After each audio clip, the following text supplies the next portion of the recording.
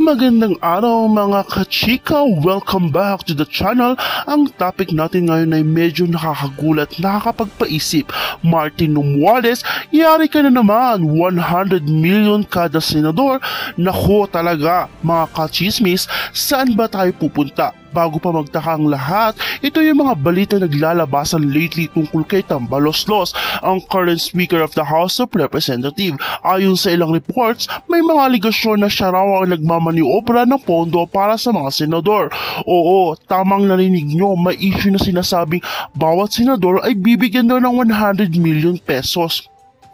Naku talaga, ito raw yung pondo na tinatawag at mula sa mga impormasyong lumalabas. Ito ay ginagamit para mapasikatan at mapangalap ng suporta sa mga sumusunod na halalan.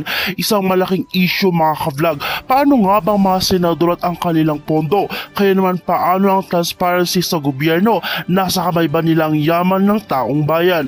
At kung naaalala nyo mga kachika, meron tayong nilabas na news about sa mga congressman naman kada milyon din na natatanggap galing kay Tambaloslos. Ano sa tingin nyo mga ka-vlog? Huwag kayo mag-atubuling mag-comment sa baba at mag-share ng inyong opinion.